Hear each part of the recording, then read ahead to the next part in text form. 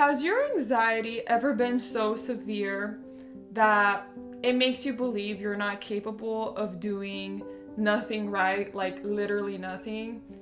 That's the type of anxiety that I experience. It makes me feel like I don't even know how to walk properly. It makes me feel like I'm broken as a person. And not to get too dark with you guys, but it really does make me feel like I'm unworthy of living. Everyone's experience with anxiety is so different. My most intense moments with anxiety, or should I say just my daily life with anxiety, is just overthinking about everything, like my literal every move. um it's just ridiculous. That's how I was living for a long time. And it wasn't until my anxiety had external consequences where I had to actually leave my previous occupation because I wasn't able to manage my anxiety. And it took that experience for me to be like, okay, maybe I should pay attention to it and stop ignoring it. And I'm sure a lot of you can relate with that. Ignoring anxiety. You can relate with the fact that anxiety takes so many opportunities from you. And surely enough, if you let it, it will ruin your life. My life with anxiety was honestly a living nightmare compared to my life now. And I'm just so glad that I worked on it. And that's why I want to do this video, you guys. I want to share with you guys my story, how I was able to manage my anxiety. Of course, I still experience anxiety every now and then, but it no longer controls my life, especially in the important areas. And it took a lot of work, but yeah, I just want to share it with you guys in case some of you might resonate with it, find my story helpful. Before we get started, I do want to provide a big disclaimer. So, I am not a professional by any means. I am just a girl on YouTube talking about her experience with anxiety and the things that help me manage it. By no means am I saying that what helped me is going to help you overcome your anxiety. Everyone's anxiety is a little different, and if the information I talk about today, my story, and the advice resonates with you and is helpful, that is amazing. But at the end of the day, I highly recommend you seek a professional to help you manage your anxiety, someone like a psychologist, a psychiatrist, a therapist, or some type of counselor. They're the best equipped to help you manage your anxiety. Let's start by talking about the importance of understanding the deeper meaning behind your anxiety. I used to think that I was just born anxious, but it wasn't until I sat down and finally started investigating the roots of my anxiety when I realized I was completely wrong. I asked myself two questions to figure it out. The first one was, when do I recall experiencing anxiety for the first time? And the second question was, what situations or things trigger my anxiety? Turns out I've struggled with anxiety since my childhood.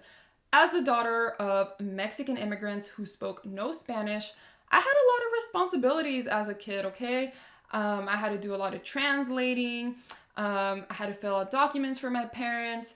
I did a lot of things and activities that were anxiety provoking. Like, I was talking to store managers when I was 6 years old, and at the time, I didn't realize how anxious these activities made me. I also experienced a lot of anxiety to perform well in school.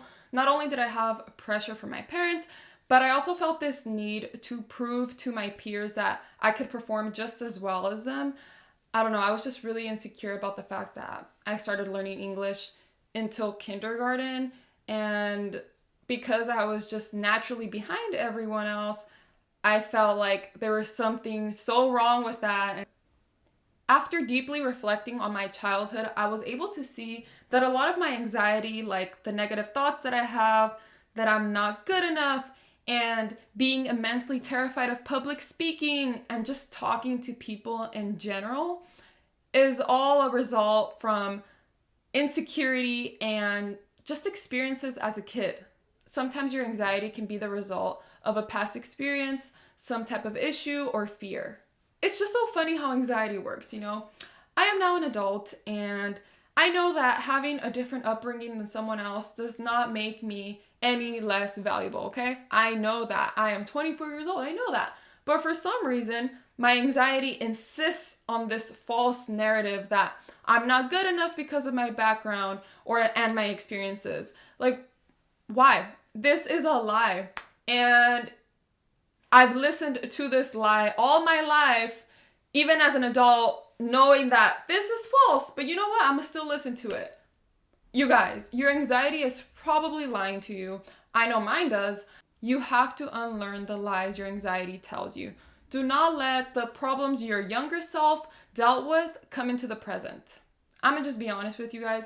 I found that being angry at my anxiety was just kind of useless. Instead, I decided to acknowledge my anxiety as someone or something that's just trying to protect me. It doesn't know that we have moved on my childhood issues, and sometimes it just needs a little reminder, you know? Look, I'm gonna sound a little crazy right now, but I promise you this is gonna be really helpful. So I talk to my anxiety, okay? When my anxiety pops up in situations where it just doesn't make sense, like when I'm gonna do a presentation for work that I've done 20 times, it pops up and I'm like, hey, thank you for thinking I'm in danger, but everything's just fine. I've done this presentation many times. Thank you for wanting to protect me, but your services are not needed. Goodbye. And I kid you guys not, it makes me feel so much better. And I think it's because I acknowledge the anxiety. I don't think it's really healthy to just ignore it completely, but I also don't allow it to take control. So at least for me, having an understanding of where my anxiety came from in the first place made me feel instantly better. It made me realize, I wasn't just born anxious. I wasn't born broken. There's a reason behind it. I also realized that anxiety doesn't just make you think a bunch of negative things. It makes you think about all sorts of irrational and unrealistic things. And by understanding the root of my anxiety, I feel like I just understand myself better. And I think when it comes to just living a happy life, you need to understand yourself as best as you can. So understanding the root of your anxiety is definitely going to make you feel better, but it's not enough to eliminate the anxiety. It is time for the hard work. It is time to confront the things that give you anxiety so they no longer have control over you. For many of us, we experience anxiety with things that are out of our comfort zone. As I mentioned earlier, I am terrified of public speaking. It gives me so much anxiety, but interestingly enough, everything that I like to do, my job, it all involves some type of public speaking. And let me tell you guys a story. So when I was in a PhD program, I worked as a TA, so I got to lead my own little class. And of course, it involved a lot of public speaking. And this was the aspect of grad school that I was looking forward to the most. And it's also the one I sucked at the most, funny enough. I would let my anxiety take over me anytime I was speaking in front of the students. And you guys, I would literally dismiss the students 15 minutes early, I think, or even more sometimes, because I was about to have a panic attack in front of them. I needed to sit down and be quiet. I would freak out. And ultimately, no surprise, I left my position there at the school. It was due to many reasons, but one of them was because I could not manage my anxiety. And yeah, my anxiety ruined that opportunity for me. And after that, I was like, oh my goodness, I am never gonna let anxiety take something from me again. And I could have, just given up on public speaking, whatever. Take anxiety as a sign that I shouldn't be talking in front of people. But no, a lot of us make that mistake of thinking, oh, if you get anxiety doing something, it's a sign to not do it. No. It's a sign to do that thing. You should try your best to not let anything control you. And after that, I decided to get a job that was going to involve a lot of talking. And I did that on purpose. I'm immensely terrified of talking in front of people, but I wanted to overcome that fear. And I did it, you guys. I still sometimes get a little bit anxiety when I do public speaking, but it does not compare to the amount of anxiety I used to experience in the past. Progression with anxiety is not linear, and I feel like a lot of people are very impatient. They want their anxiety to go away right away, but it just doesn't work that way. You have to be really patient and just trust the process. I promise you guys, if you do the things that give you anxiety, your anxiety towards those things will lessen over time. It might take months or even years, but it will happen. Having an optimistic and a growth mindset is essential if you want to truly overcome your anxiety. If you're just doing the things that give you anxiety without any hope that they will actually work and they're going to help you lessen your anxiety, if you don't believe in yourself, if you don't believe you're capable of overcoming anxiety, you're not going to. And I know that for a fact. And some of you might say, well, I still get anxiety with things that I'm good at. And to that I say, keep doing those things regardless, okay? Because once you stop doing those things due to your anxiety, that's when you're giving up your power and you're letting anxiety control you. The option of doing is always better because the consequences of not doing, like failing a class or losing a job, will only cause you more anxiety in the long run. Something not talked about enough is, why is it so hard to get rid of anxiety? Like, why is it so hard to stop experiencing it? Have you guys ever thought of anxiety as a habit? In his book, Unwinding Anxiety, Judson Brewer talks about anxiety being a habit. Anxiety, like any habit, is a hard one to break. At least from my experience, I feel like anxiety becomes a habit for 3 different reasons. 1, you're participating in a harmful thought pattern that is leading to anxiety. Maybe you're constantly overthinking or having negative thoughts. 2, anxiety simply feels familiar. 3, anxiety is leading to some pleasurable outcome. The one I resonate with the most is being addicted to anxiety because it leads to a pleasurable outcome. The more rewarding a habit is, the harder it is to break it. And it's no different with anxiety. How exactly are we making anxiety pleasurable? Well, pay attention to the things you associate anxiety with. Maybe every time you get anxious, you eat your favorite food. So now your brain has associated anxiety with eating your favorite food. And as a result, your brain is probably not going to discourage you from experiencing anxiety because why would it? It wants to eat your favorite food. Here's another example. Maybe every time you experience anxiety, you procrastinate. And you're probably wondering, well, what's the reward there? The reward is not having to do whatever's giving you anxiety. When you really think about it, your anxiety isn't going away because to a certain degree, it makes you feel comfortable or it's providing some type of benefit. So how do you break your anxiety habit? Number 1, write down what you do in response to your anxiety and make sure you're not making it rewarding. Number 2, evaluate if the rewarding outcomes are really worth the anxiety.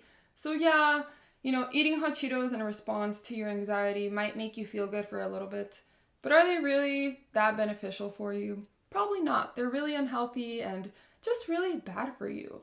If you really want to break your anxiety habit, you need to constantly remind yourself of all the negative consequences of your anxiety. Like, if your anxiety is the reason you procrastinate, just remind yourself that anxiety is the reason you're not able to stay on top of your work. Is your anxiety encouraging you to eat foods that make you feel terrible? I know for me, when I'm anxious, I love eating sweets, but I can never just have one, I'll eat a bunch. And after I eat them all, I just feel terrible. And the root of it is the trigger is my anxiety. So just remind yourself of all the negative things anxiety does to you. You can also break your habit of anxiety by not making anxiety part of your identity. Identity is what you believe about yourself. The only reason you believe anxiety is part of your identity is because you have had some anxious moments. But that doesn't mean that anxiety defines you as a person. There is so much more to you. I'm pretty sure you've been mean to people in your life, but you don't make being mean part of your identity. So don't normalize something that isn't true about you. Try to limit phrases like, I'm such an anxious person, or I have anxiety. Though they seem harmless, these types of phrases actually reinforce this anxiety identity. And I say limit because it's so hard to avoid saying these things completely, but when you say something like, my anxiety or I have this, you're taking ownership of the thing, when really anxiety, at the end of the day, is just a feeling. And the more you associate something being exclusive to you, the harder it is to let it go. And I'm definitely one of those people who treated anxiety as a personality trait. It definitely encouraged me to be a very anxious person and to not do anything about it because I just thought it was part of who I was. If you take on this anxious identity, you're gonna start acting like an anxious person. You're gonna avoid things that anxious people do. And those things that you're avoiding are things that maybe you would really like or things you could be really good at. If there's any way you can try to discourage this anxious identity, do it. Don't even try to joke about being an anxious person. Honestly, your lifestyle impacts your anxiety. It's really important that you have an outlet for your anxiety. Without one, it can be really easy to get overwhelmed with your anxiety. In my opinion, an outlet is sort of like a reminder that you can feel good, you can feel something other than anxiety. You need an outlet so you can literally dump your anxiety away. I've tried to think my way out of anxiety, but I have not been successful. I personally find that some type of physical activity helps me relieve my anxiety the best, maybe going to the gym or cleaning. I'm not really motivated to participate in any outlet, to be honest, but I do it because it's good for me. Why am I going to listen to the little voice in my head that's telling me not to go to the gym? Clearly, our brains don't always know what's good for us, and sometimes we listen to our brain when we really shouldn't, and we avoid the things that can be really beneficial for us. I also think it's important to have enough things scheduled throughout your day so you don't have a lot of time to think about anxiety. Honestly, my busiest days are usually the days where I experience little to no anxiety. It's always those days where I have a lot of gaps where I start overthinking. For instance, if I have a presentation for work at, 3 o'clock and I'm free from like 1 to 3, I will be overthinking from 1 to 2, is this presentation going to go good, blah, blah, blah. But if I had something to do before that presentation, I wouldn't be overthinking because I wouldn't even have time to experience anxiety. You've probably heard this a million times, but try to get a good night's sleep. Try to get at least 7 hours of sleep. Whether or not you notice it, it helps you manage your anxiety, okay? There's a lot of things in life we don't have control over, but a lot of us do have control over our sleep. So if you have time to go to bed a little earlier, please do it. It's just really good for you. And my last piece of advice, practice acceptance towards anxiety. Sometimes you can do all the right things to manage your anxiety and it still pops up every now and then. Rather than getting frustrated when anxiety does arise, sometimes it's best to just let it be, especially when you've done everything that's in your control to try to manage it. When it comes to accepting anxiety, I think a lot of it is just not giving it more attention than it deserves. You're no longer going to let it bother you. You're no longer going to invest time overthinking your anxiety. You've already done this enough. At least for me, accepting my anxiety just helps me have a healthier relationship with it and just helps me feel less frustrated. And, I don't want to be mad at my anxiety or hate it because honestly, that just makes me feel worse. And I feel like, when you hate something or you have really strong feelings towards something, you're like giving it your power. So I refuse to let anxiety get me angry anymore. If you're doing the right things to manage your anxiety and you're staying consistent, please trust the process. You will see the results. That's all I have for you guys. Thank you so much for watching. I hope you guys found this video useful. Please comment down below your thoughts. And also, if you have any video suggestions, please let me know. But yeah, that's it. I had a lot of fun making this video and I can't wait to see you guys next time. Bye!